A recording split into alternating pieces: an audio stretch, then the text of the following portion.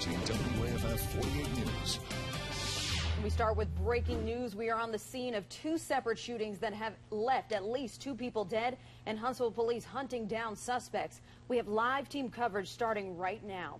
We first alerted you to these shootings with mobile news alerts overnight, and we were the first to go on the air and on social media to keep you informed.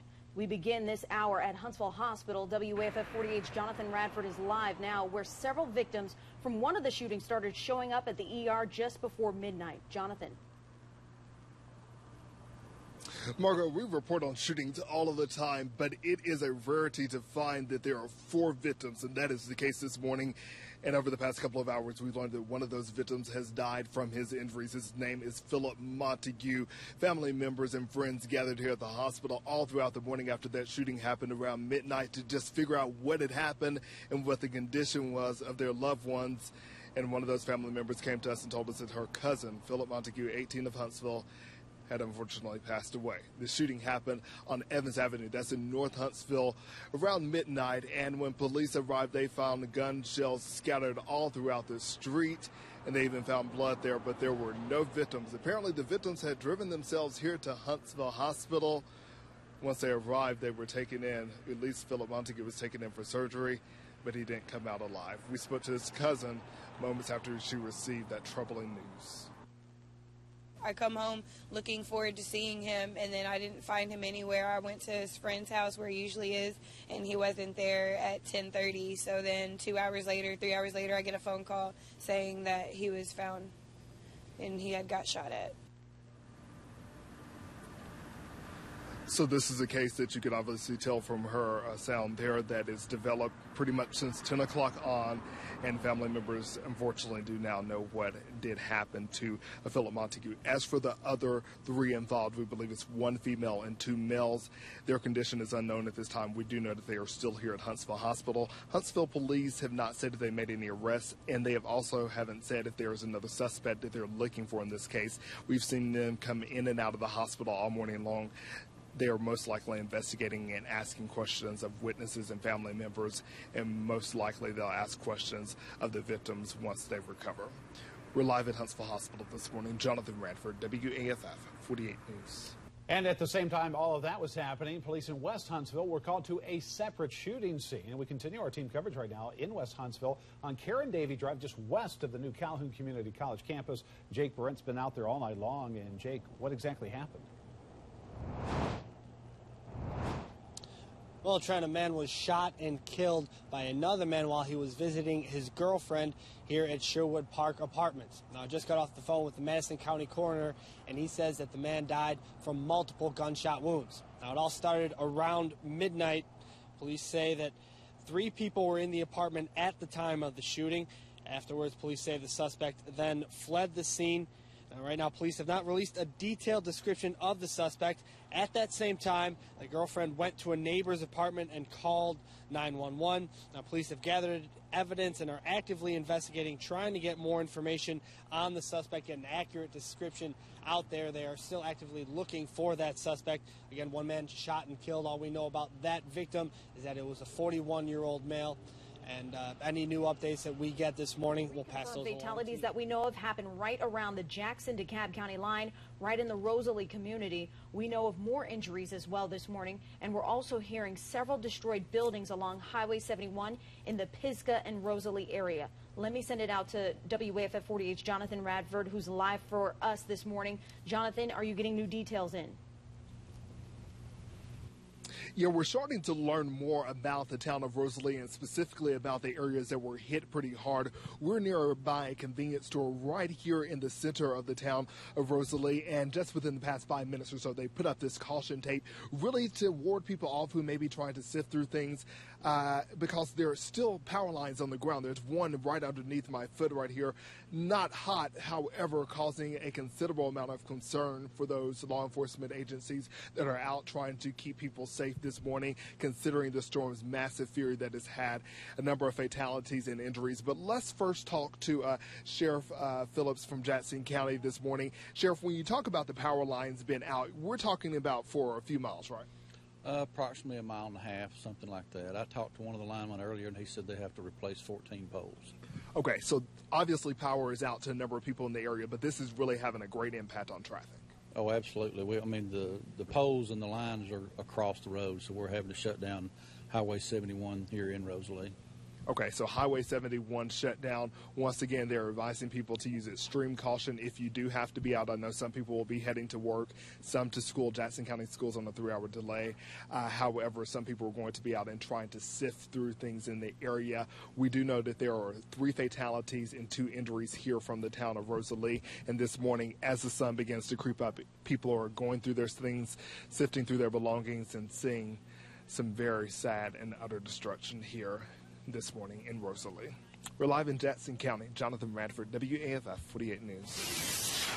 In the First Alert Center now with an update on the fire that broke out last night after witnesses say it was lightning that struck the apartment complex in Florence there. This is viewer video that we got in overnight. Crews had been there overnight but say there's no chance of it rekindling now this morning.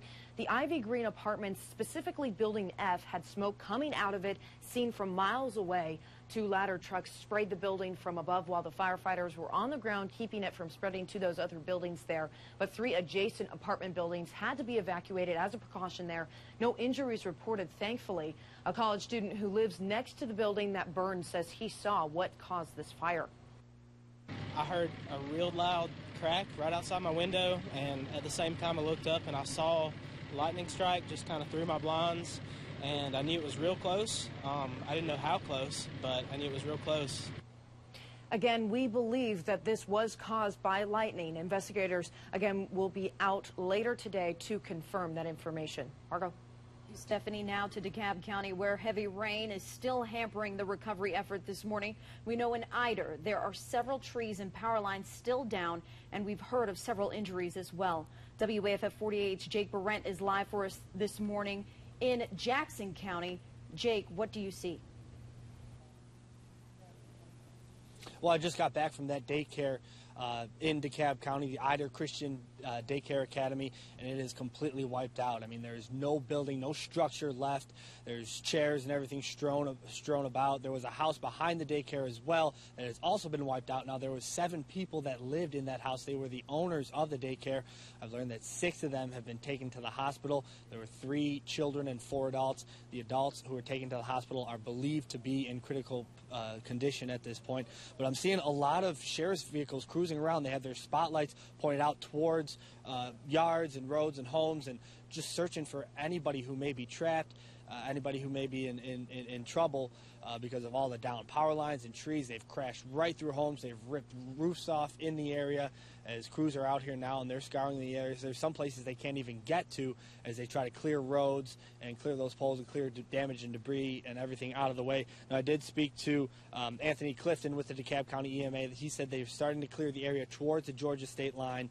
No new updates on injuries. Still about 25 people injured, 3,000 to 4,000 homes without power, about 60 homes that have been destroyed here in DeKalb and Jackson County. The state of Alabama, as we mentioned, is under new leadership, new governor, Kay Ivey. Many lawmakers say they are excited about this new chapter in our state's history. However, there are still questions surrounding the resignation of former Governor Robert Bentley and how this affects Alabama moving forward. Governor of the state of Alabama, to the best of my ability, to the best of my ability. So help me God. So help me God. And just after 6 Monday, Kay Ivey dropped the title of lieutenant and took the oath of office for governor. She is the 2nd woman in Alabama history to hold that office of governor. I have decided it is time for me to step down as Alabama's governor. Those 14 words put an end to the political career of now former Governor Robert Bentley. The dermatologist turned politician served as governor for more than 6 years. Yet Bentley resigned on Monday evening, as you just heard, as governor in the midst of scandal and the threat of prison time. He reached a plea deal that bars him from running for political office ever again and gives him probation, a suspended sentence, and also community service. Well, how about the man who really started unraveling all of this a year ago? Spencer Collier, the former ALEA secretary who was fired by Governor Bentley last March. And Collier had a lot to say after watching the governor resign. And for that, we do go out now to WAFF 48's Jake Barrett. Jake?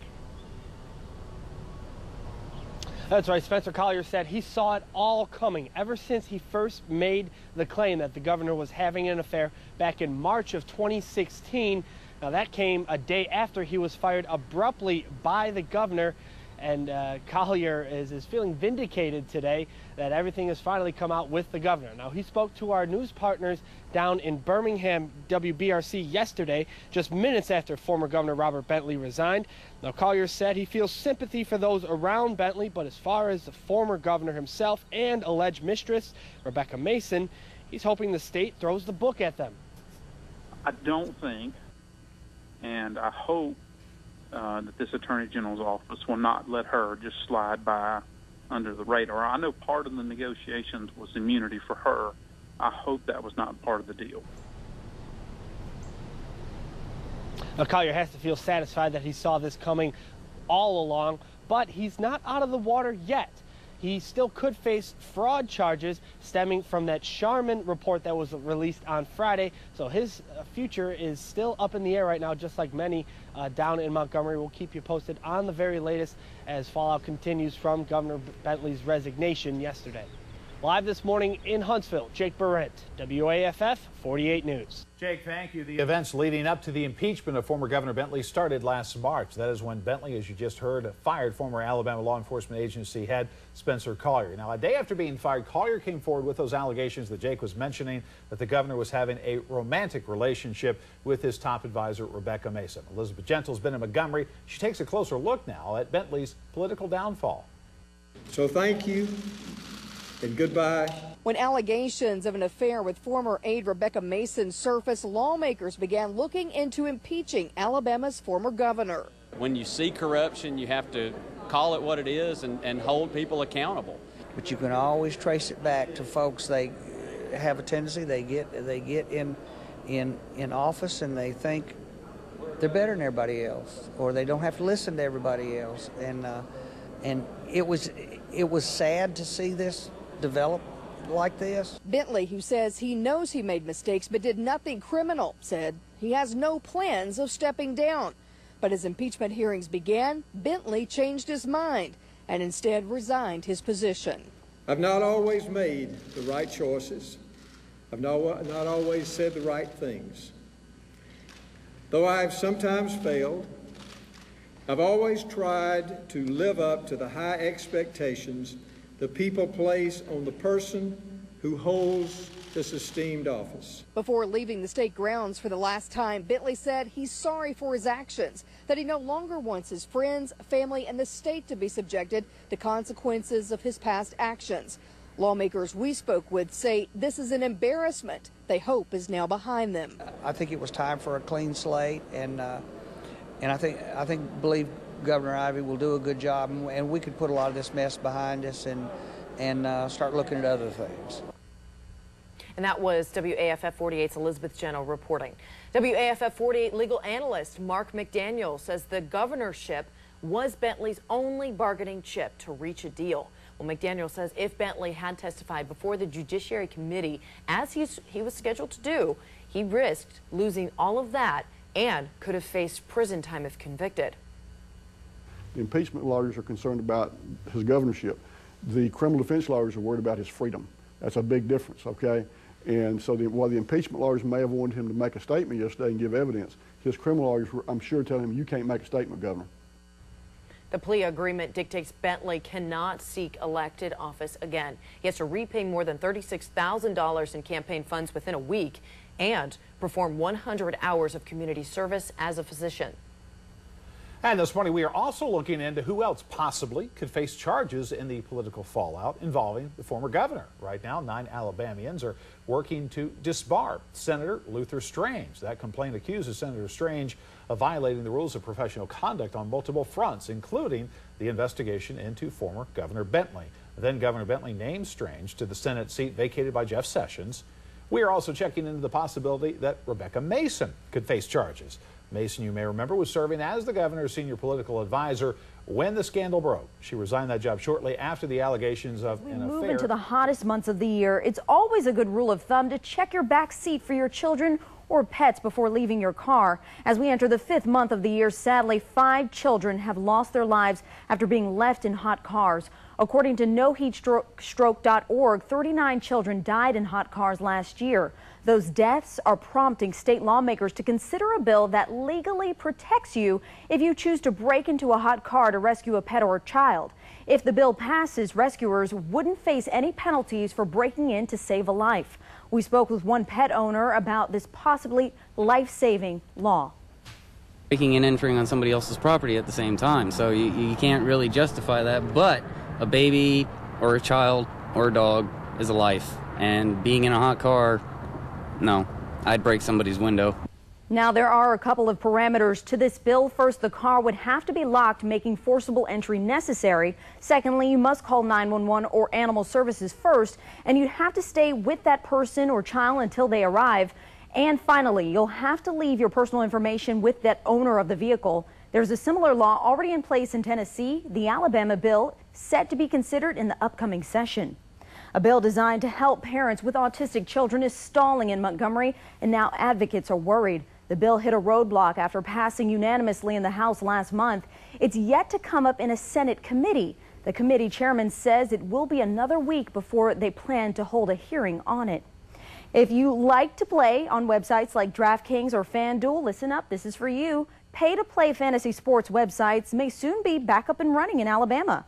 Both of those sites were blocked in Alabama last year due to gambling laws. Senator Paul Sanford says this bill is all about regulation and generating some revenue if these companies do business in our state.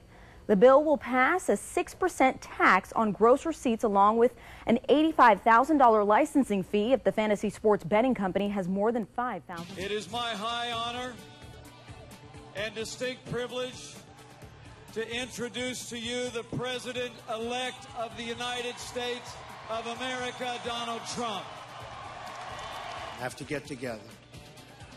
To all Republicans and Democrats and independents across this nation, I say it is time for us to come together as one united people.